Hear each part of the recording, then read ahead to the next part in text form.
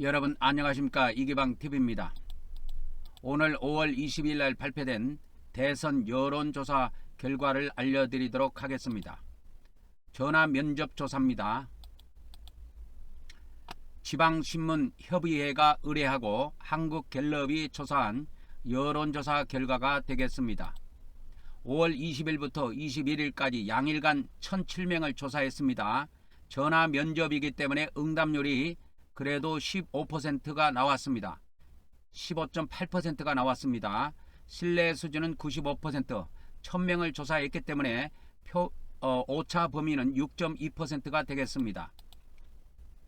사전투표는 다음주 목요일날 금요일날 있고 이제 본투표는 12일 남았습니다.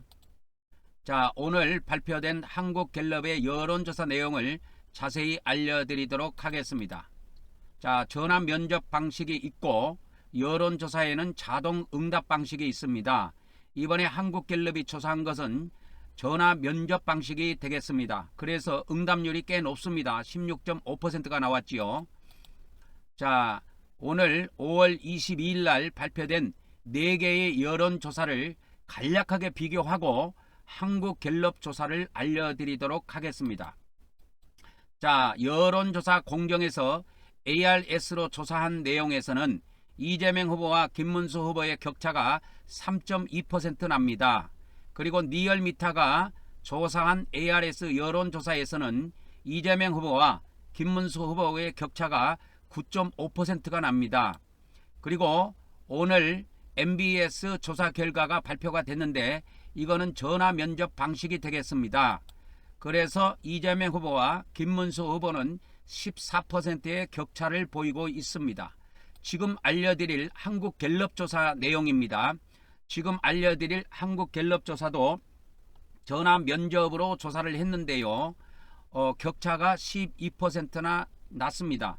이재명 후보 46, 김문수 후보 34 해가지고 격차가 12%로 났습니다. 그래서 4개의 오늘 여론조사가 발표가 됐는데 ARS로 조사한 것은 공정에서 조사한 것하고 리얼미터 조사한 것은 ARS 조사가 됩니다. 이거에서는 이재명 후보와 김문수 후보의 격차가 각각 3.2, 9.5% 났고 MBS 전화 면접 조사하고 한국갤럽이 조사한 전화 면접 조사는 14%와 12%의 차이를 보였습니다. 그러니까 이재명 후보가 전화 면접 조사를 하면은 응답률이 높기 때문에 지지율이 꽤 높게 나옵니다. 그래서 차이가 많이 벌어집니다. 이재명 후보와 김문수 후보의 이 차이를 보여주는 겁니다. 지금 지지율 차이를.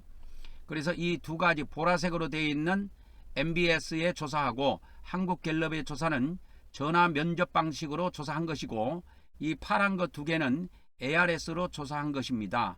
ARS로 조사하면은 응답률이 떨어지기 때문에 이재명 후보의 지지율이 낮게 나와요. 자, 그러면 오늘 한국갤럽이 발표한 전화 면접 조사 여론조사 내용을 알려드리도록 하겠습니다. 자, 이재명 후보 46, 김문수 후보 34, 이준석 후보 11, 기타 후보 및 모르겠다 무응답층 다 합해서 9%가 나왔습니다. 다시 한번 알려드리겠습니다. 이재명 후보 46, 김문수 후보 34, 이준석 후보 11%로 나왔습니다. 자, 이재명 후보하고 김문수 후보, 이준석 후보는 알려드렸고 권영구 후보가 1%, 지지 후보 없다가 6%, 모르겠다가 2% 해서 이런 내용이 나와 있습니다.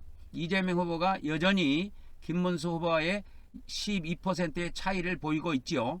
이렇게 차이가 10% 이상 나는 거는 전화 면접 조사를 통해서 이렇게 나옵니다. ARS는 이렇게 안 나와요. 왜 그러냐면 ARS는 응답률이 떨어집니다. 이렇게 듣다가 자기가 필요하지 않는 내용들이 나오면 전화를 끊어버리기 때문에 응답률이 적게 나옵니다. 자, 그러면 이재명 후보와 김문수 후보의 격차를 보도록 하겠습니다. 이재명 후보 46, 김문수 후보 34 해서 이재명 후보가 12% 앞서고 있습니다.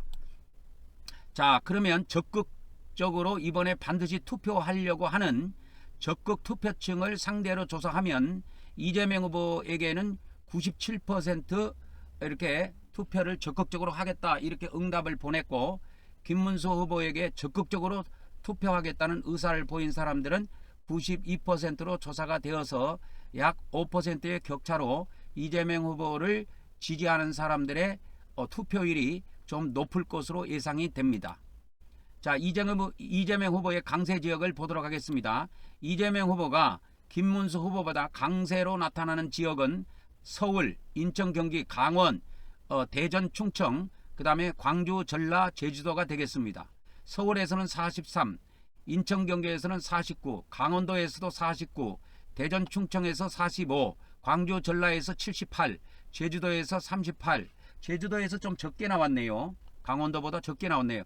이때까지는 강원과 제주도를 합해서 조사했는데 이번에 한국갤럽에서는 강원도와 제주도를 분리해서 조사를 했습니다. 김문수 후보의 강세 지역을 보도록 하겠습니다. 두 지역입니다. 대구, 경북하고 부울경이 되겠습니다. 대구, 경북에서 53, 부산, 울산, 경남에서 42%를 보이고 있습니다.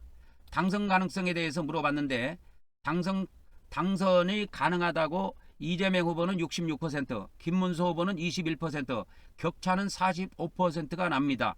대부분 우리나라 국민들은 이번에 이재명 후보가 당선되는 거로 그렇게 예측을 하고 있는 것 같습니다. 자, 이재명 후보, 김문수 후보의 격차 양자 대결을 했을 경우입니다. 양자 대결을 했을 경우에 이재명 후보가 51로 이기는 것으로 나왔습니다. 김문수 후보 41. 그래서 이재명 후보가 10%의 격차로 김문수 후보를 이기는 것으로 조사가 되었습니다. 자, 이준석 후보하고 이재명 후보가 양자 대결을 하면 누가 이길까요? 역시 이재명 후보가 50%를 차지해서 이기는 것으로 조사가 되었습니다. 이준석 후보는 38로 12%의 격차를 보이고 있습니다. 그러니까 지금 국민의힘 쪽에서 단일화를 하려고 하는데 단일화를 해도 이재명 후보가 이기는 것으로 조사가 되었습니다. 지금 지지하고 있는 후보를 계속 지지하겠는가 했을 때 계속 지지한다가 88%, 후보를 변경할 것이다가 11%, 모르겠다가 1%로 조사가 되었습니다. 자, TV토론을 시청했는가, 그리고 TV토론을 시청하지 않았더라도 뉴스 등을 통해서 TV토론 내용을 뉴스를 통해서 접했는가, 이걸 물어봤습니다. 그랬더니 본 적이 있다가 86, 본 적이 없다가 13% 나왔고 모르겠다가 1%로 나왔습니다. 그래서 이거를 다 더하면 100이 나옵니다. 100. 자, 그러면 TV토론을 잘한 후보는 누굽니까? 했을 때 이재명 후보가 1등으로 조사되었습니다. 40%. 2등은 이준석 후보 28, 3등은 김문수 후보 17로 조사되었고 권영국 후보도 5%로 조사가 되었습니다. TV토론과 TV토론에 접하고 TV토론을 접하고 지지 후보에 대한 변화가 있느냐 물었을 때 계속 지지하겠다가 52, TV토론에 별로 영향이 없다 36, 새로운 지지자를 지지하겠다가 7%, 후보를 변경하겠다가 3%, 모르겠다가 2%로 조사가 되어서 TV토론은 그렇게 큰 영향을 미치지 못한 것으로 그러니까 영향이 없다 하고 계속 지지를 합하면 계속 지지하겠다는 의미인데 새로운 후보를 지지하겠다 또는 후보를 변경하겠다 이거 합해봐야 10% 정도 됩니다. 그러니까 TV토론이 영향을 미치는 거는 한 10%의 영향을 미친다고 보면 되겠습니다. 자, 차기 대통령의 가장 우선으로 해야 할 과제가 뭐냐 했을 때 지역 특화 산업단지를 조성해야 된다가 27%로 1위, 두 번째는 지역 의료기관을 확충해야 된다가 20%로 2위, 그 다음에 3위는 15%를 차지했는데요.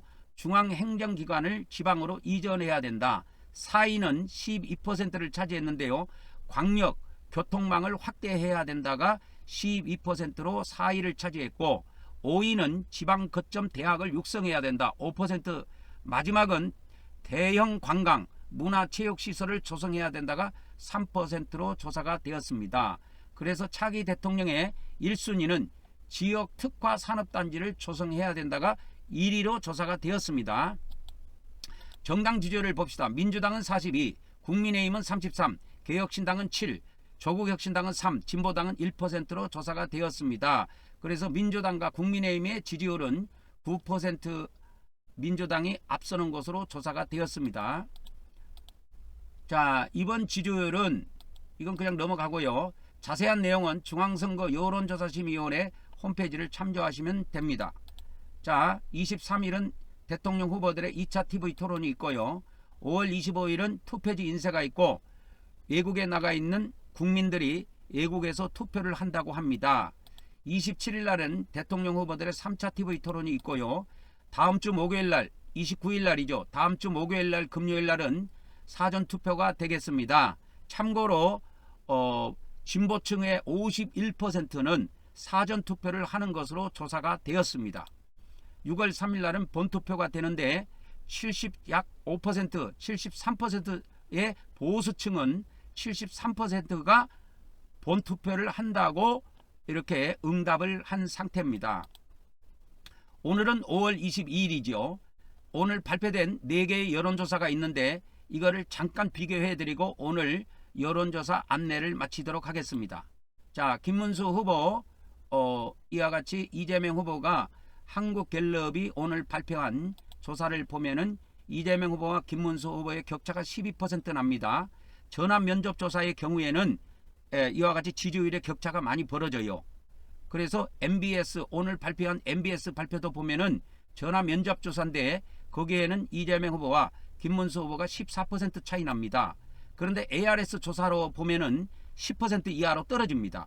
그래서 이재명 후보와 김문수 후보가 여론조사 공정에서 발표한 ARS 조사를 보면은 격차가 3.2%밖에 안 납니다. 그리고 리얼미터에서 조사한 ARS 조사인데요. 여기에도 10% 이하로 떨어지죠. 9.5%만 나옵니다.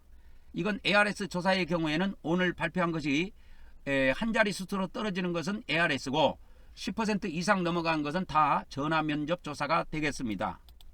자, 오늘은 5월 22일입니다. 한국갤럽 조사가 조사한 여론조사를 여러분들에게 알려드리고 있습니다. 자, 오늘 한국갤럽이 발표한 여론조사 내용을 보면은 이재명 후보 46, 김문수 후보 34, 이준석 후보 11, 기타 후보면 모르겠다 무응답증 다 합해서 9%로 조사가 되었습니다. 마지막으로 이재명 후보와 김문수 후보의 격차는 12%가 나기 때문에 이번에 제21대 대한민국의 대통령은 이재명 후보가 당선되는 것으로 예측이 되고 있습니다. 자, 다음 시간에 뵙도록 하겠습니다. 안녕히 계십시오.